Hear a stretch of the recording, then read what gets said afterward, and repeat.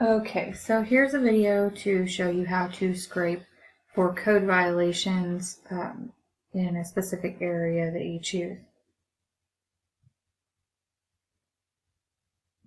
So the first thing that you're going to need to do is go to baltimorehousing.org. There's the website right here. And then you'll go all the way down to code enforcement right here. And you'll click it.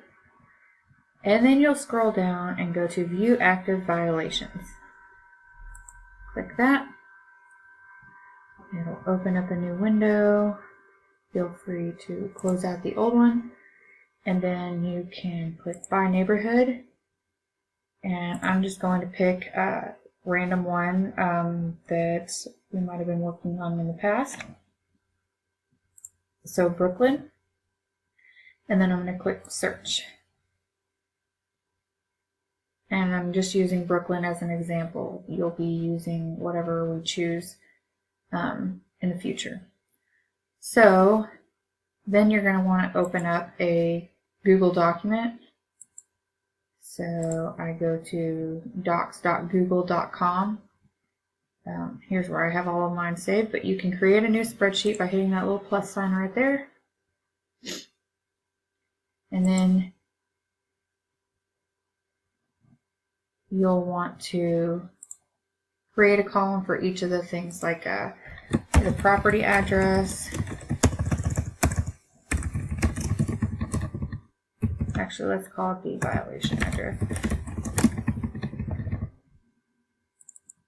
And we'll spread that out so that it has enough room.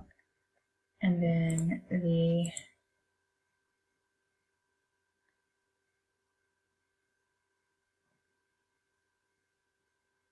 we'll open up the Maryland SDAT.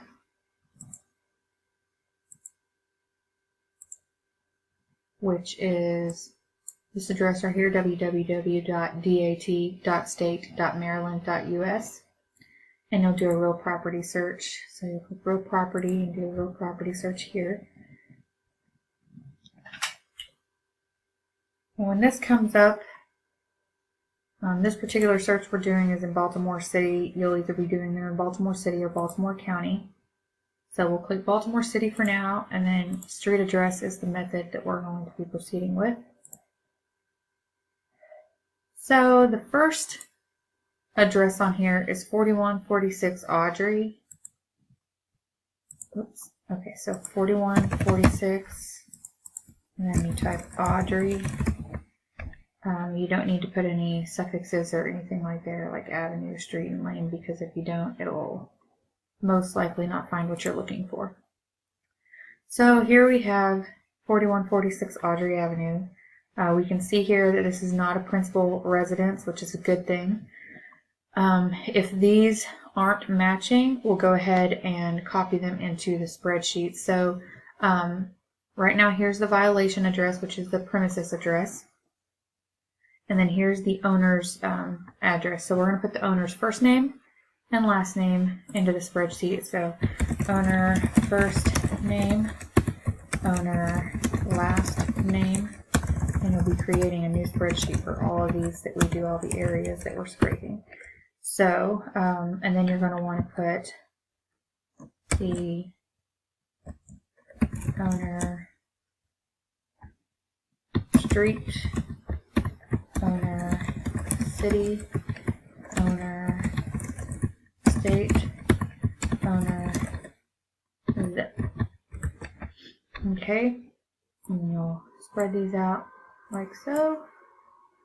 Street, just need a little bit more space, city, and zip. Okay, that should be it.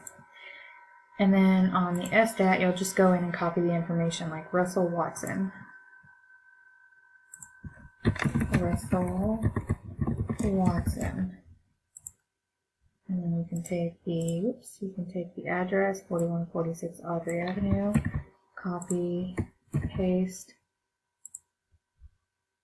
And the owner's street, that's their current address, which is right here, 3401 Ripple Road. Copy, paste. Owner city, Baltimore, Maryland, copy, paste, Maryland, and then the zip code was 21244, and that is all.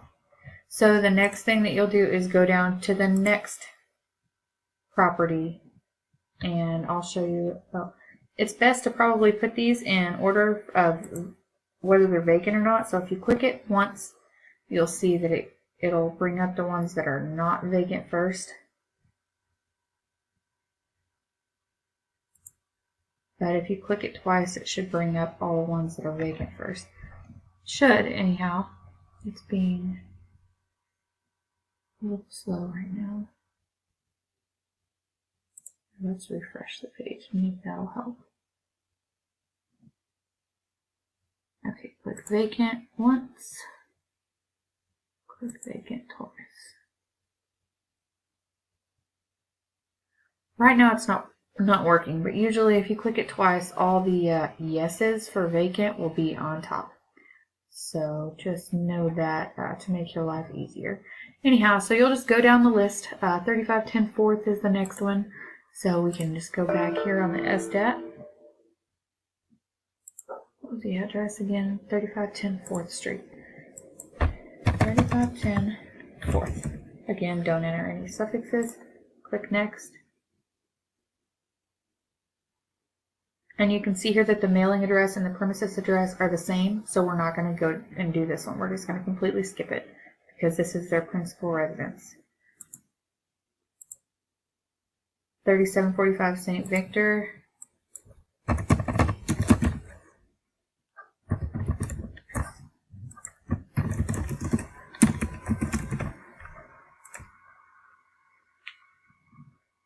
It's the same, so we're not going to do it.